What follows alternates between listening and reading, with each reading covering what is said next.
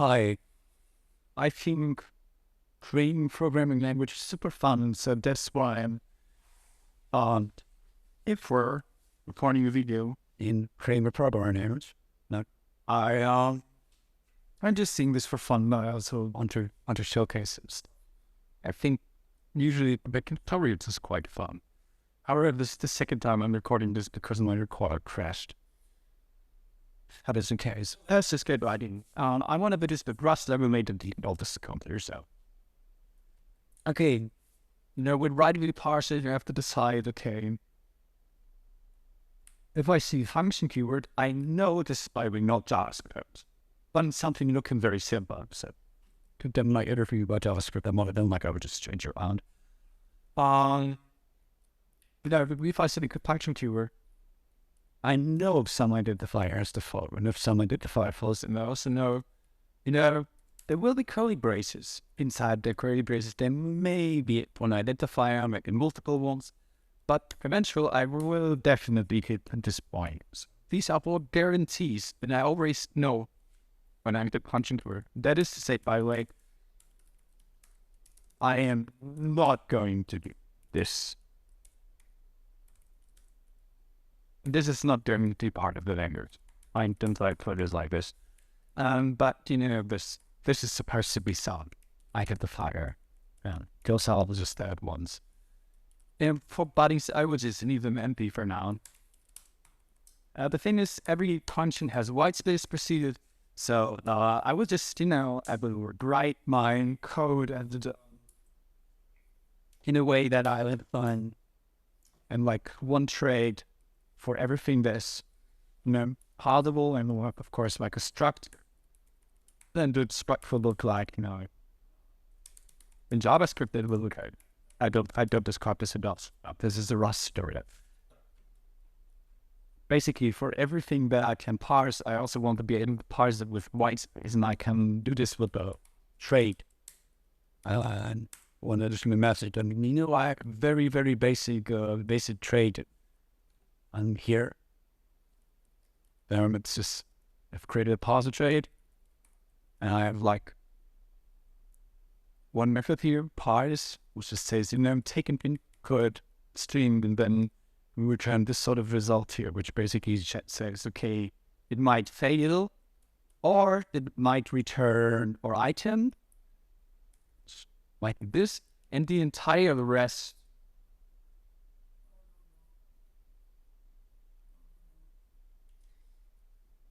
And that's that.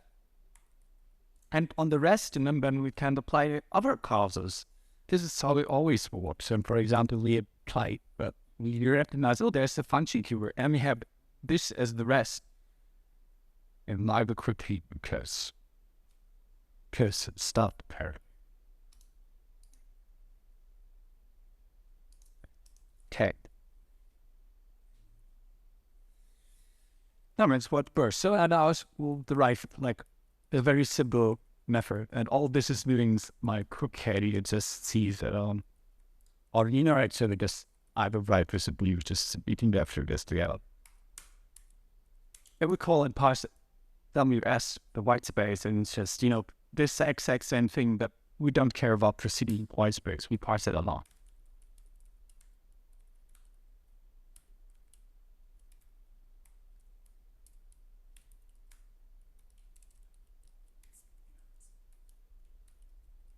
The same thing.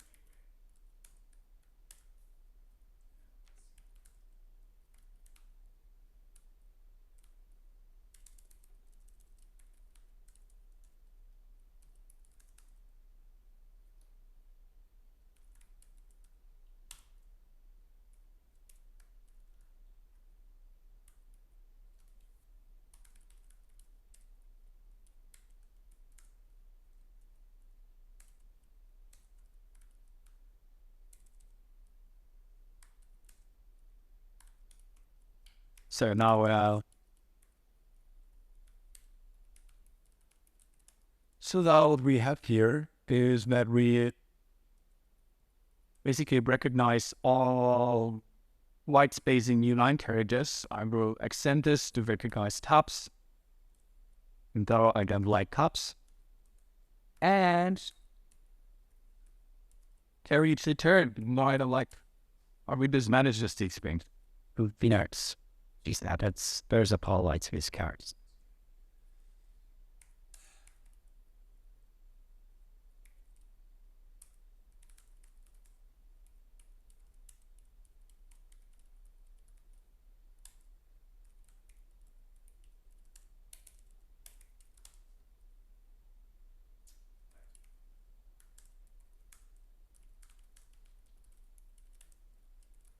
And that's that. Okay. There are some things, for example, the function keyword. And we are going to treat the curly braces open like a keyword and closed like a keyword, and the same goes for curly brackets and every fold that and we type it. We are going to treat this like a keyword. And for everything in this done create a function or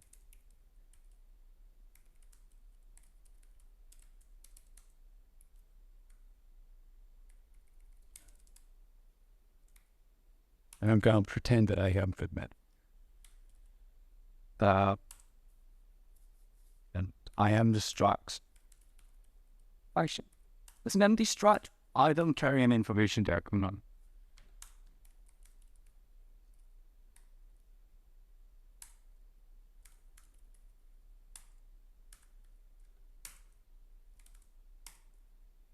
So we need to recognize this steps out.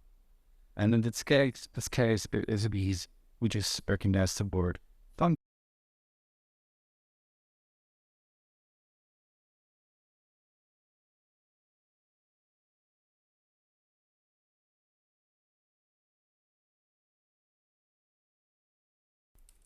And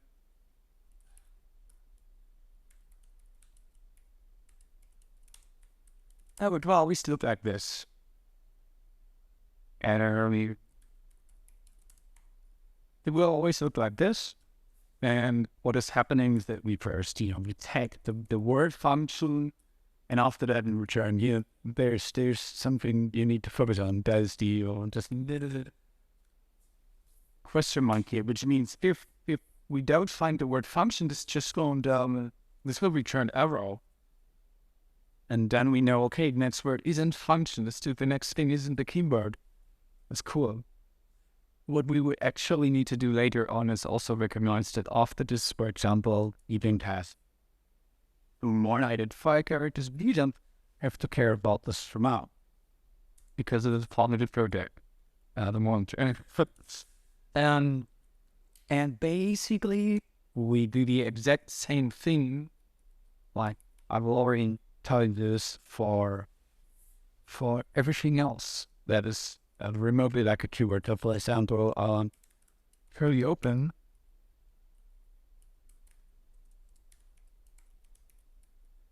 It looks almost the same. It's just that. And we can use microsquare, so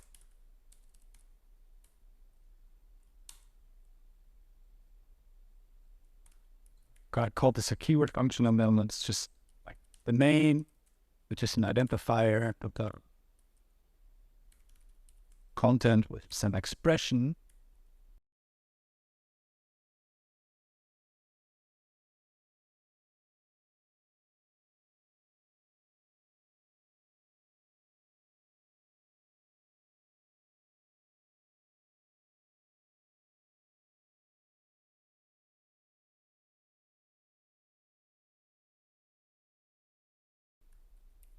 For stuff like this.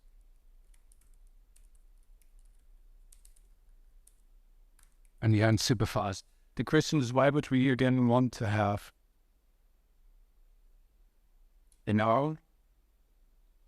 structs for something simple as a curly oblique?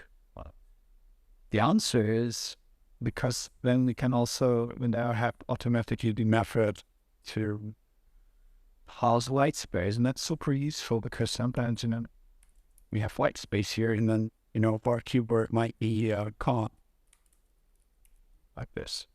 Here's all we need to do is so fast to write as for keyword. Then I have prepared something because I required this already. And all of this, it will look like this. So we have, a macro, and then we have like all of the keywords. This, curly braces here, brackets, parentheses, con, you need to see it. It's all in there. And the function keyword is also in there. So what we want is like we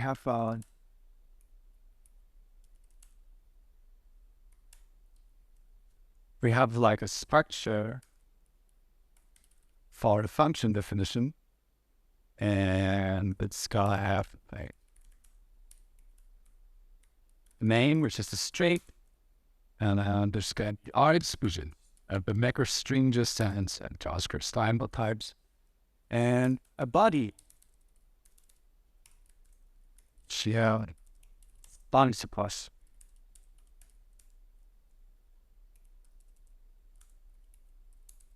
Button might be its own types. Fashion blade. And right.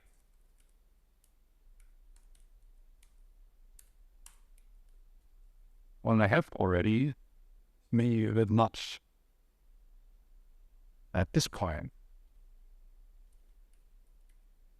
Faded. Least.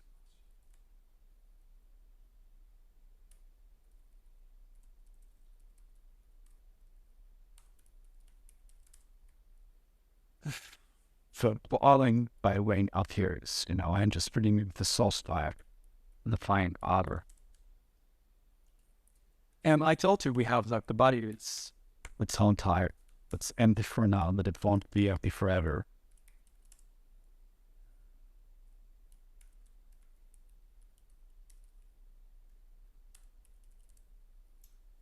Let's write the Parser function definition. Shall be. So we know it's all starting with the keyword function.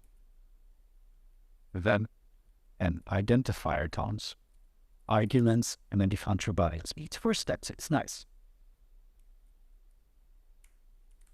So first, the keyword. We don't need information about the keyword. We just need to know that it's there. And this is, and let's have this. Now we diverge if this is ever. So we need to know about the name. Let's just call this yarn.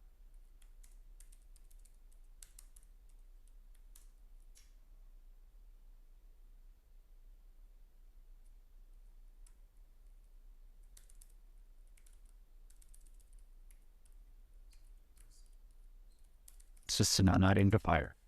The address and now we make big stuff, so you need to be able to parse the identifiers. So there's another thing that we have, identifiers. And their calling is just in a string. And that's good style. We need to also need to parse identifiers. So we done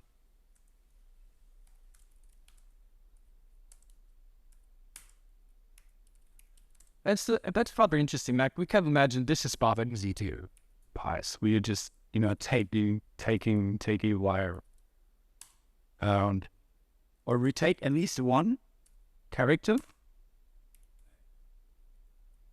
and the condition is for every character. Then now that character must be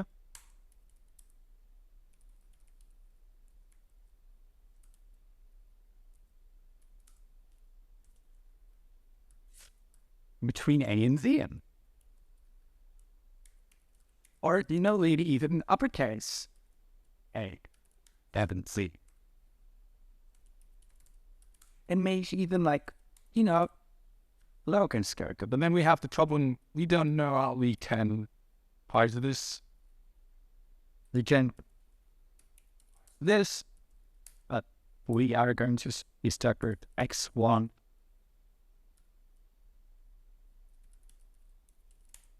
something like this, and we want to be able to parse that. So that's not quite big yet.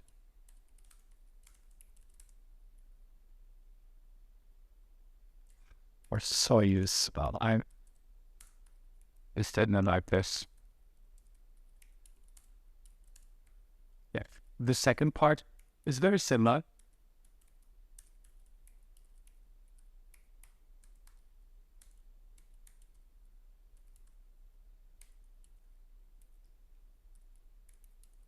It's just there's no these characters, they may also be in here.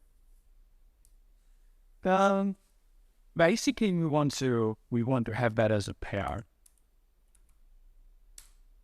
First and then second, but not quite. Now we have the tuple of this things and guess return. We would have like this and then this, and it just, and now we have first this, and then we'd have like, I don't know like a sentence. But we have a problem. There's a possibility to just ignore the output of all parsers and just have return what was consumed. And even though pair returns a tuple, we can just ignore that tuple and get what consumed, which is called recognize. And it looks like this, and then we can just put a string here.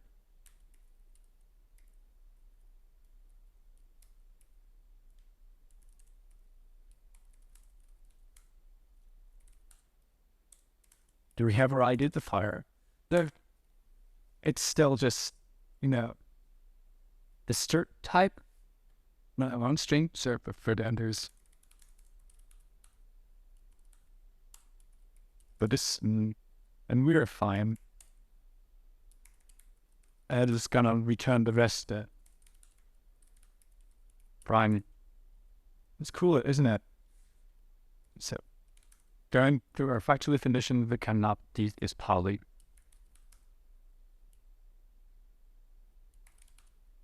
We want a string.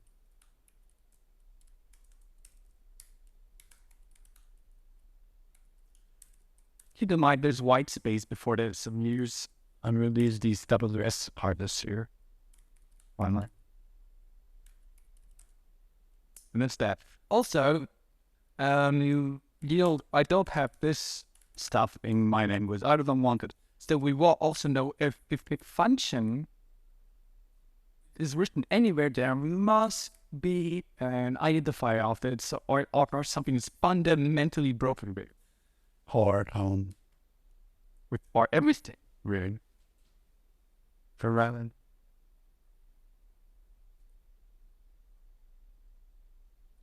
For sure. Here, I did a mistake here. I'm actually calling Parser. Friends. So that's cool, right? But yeah, we wanna just know. We will say if there's not an identifier, and we can do this really simple as constant for that. It's creating a new function, by the way. So what's gonna happen is that we wrap this around Parser. Let's have this now. It's cool. Now we have arguments.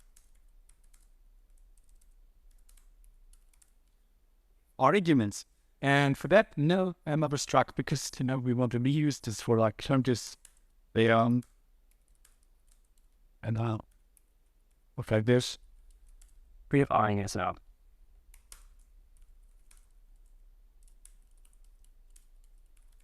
Vector strings, no types whatsoever, it's JavaScript.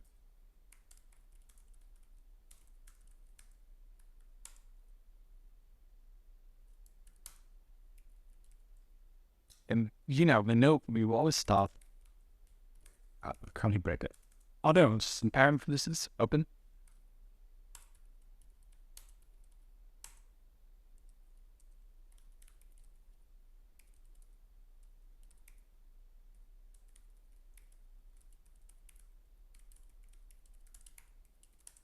And don't forget, after the first one, we always start right here, or we also have the WS function that we sometimes need to call. But if we're inside a parser or wave like we're here, after that, there may be arbitrary lines, white space. So we can use for the first thing that we recognize the parse function, but after that we need to use WS because at any space, there may be white space. But that's okay. We're not with that. So basically what we do here is we just recognize curly open and I'm not curly, but pairing pieces open and closing. We're in another yards, and there's something really cool right now. It's called separate by. And let's just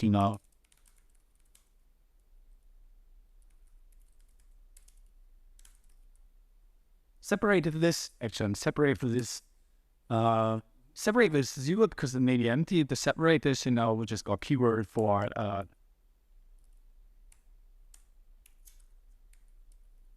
colon. Do you see how cool that is?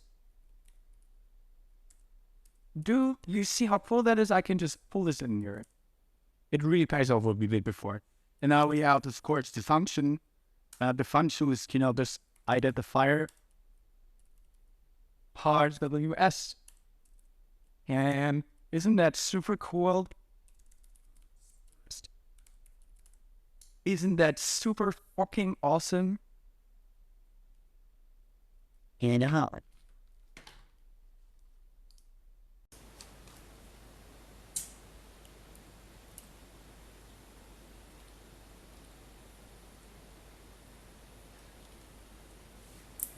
awesome.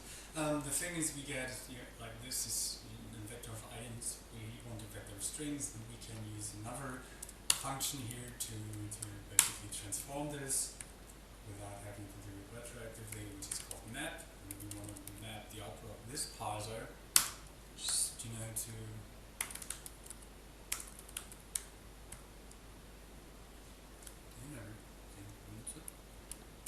it was fun and simple.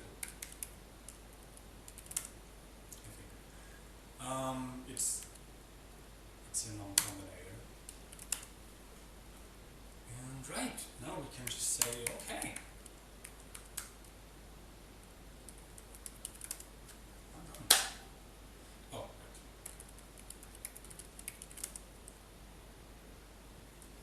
Was it that simple? Which is cool. Let's look at the function definition. The next thing we want to do is just also we cut again, right?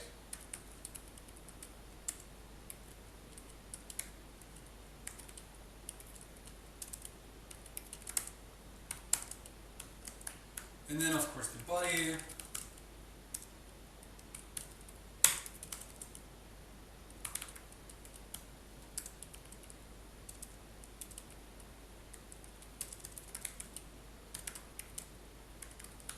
I think we haven't applied it yet. So what we're going to do is just, there's the fn body. It's going to be super easy.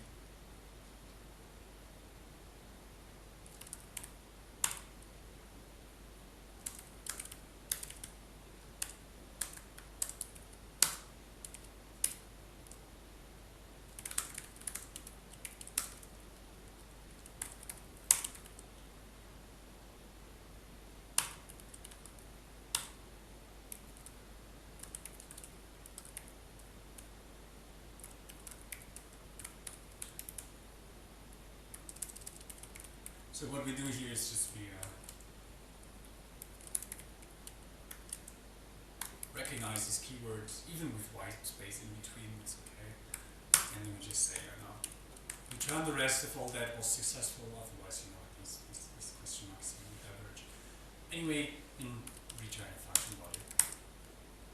And that's it already. Now something really cool is gonna happen. And it's all just falling together. Man, I say man too much. Dear, it's gonna just fall together. falls into place is the point I want to say, because we've used these our identifiers very consciously, and it's very satisfying to just write them. Okay, return the rest, and a function definition. A function definition is name rx body, and just write it once. Let's go.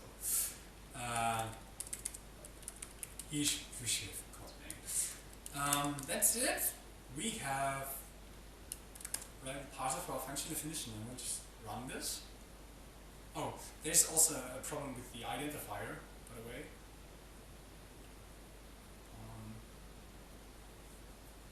Here, it wouldn't really allow zero size ones now, one size ones now, because we have two. Now it will recognize zero size ones.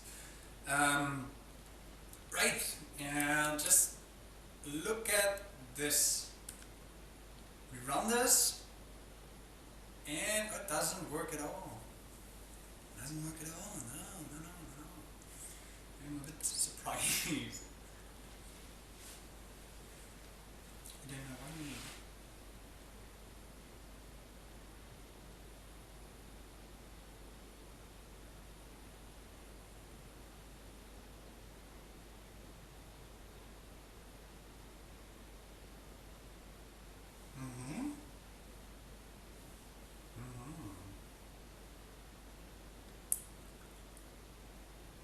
This is the wrong word. It's called curly. Curly.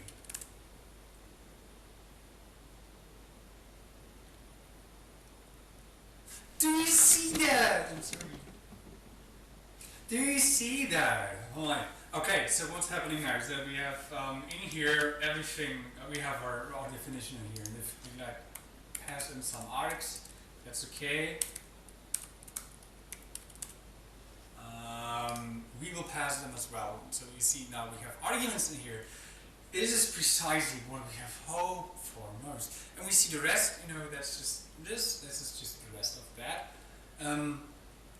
We will create our entire abstract syntax tree body. Just quickly pretend it's only function definitions. We will expand on this later, but it's supposed to be fun and moving fast. It's more important sometimes. Public struct.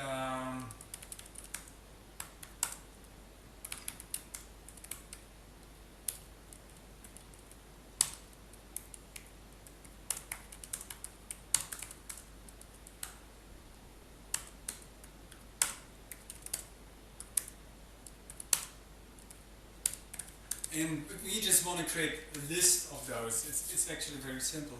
And this is called the many zero operator. And so let's just write this down.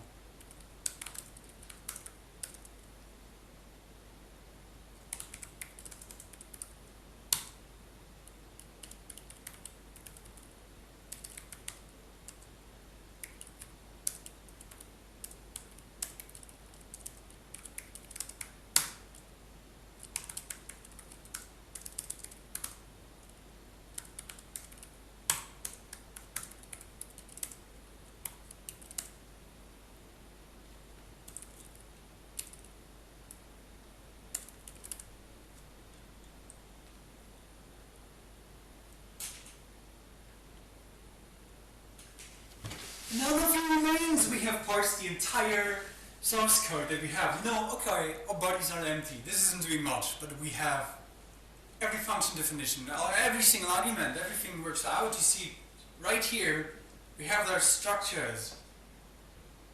And I think this is super, super fun. I'm very excited about it, really. I hope you are as well. So this is the first step in creating a programming unit. There's more to do, but for now, okay, that's just the video. And I think it's also a bit weird to ask for this, but really, if you want to see more of this, I actually really just interact a bit with the video, comment. I'm not really much of a YouTube creator. but I really care for communication, and I really care for people interacting with the comment because it's so motivating at the end of this human. And I will see how far I'm taking this series, or if I'm expanding upon this, really based on if anyone wants to see this. And if you like it, just tell me maybe. So that's that. And next, we will expound on this. See you, probably. Have a lot of fun. Have a lovely day.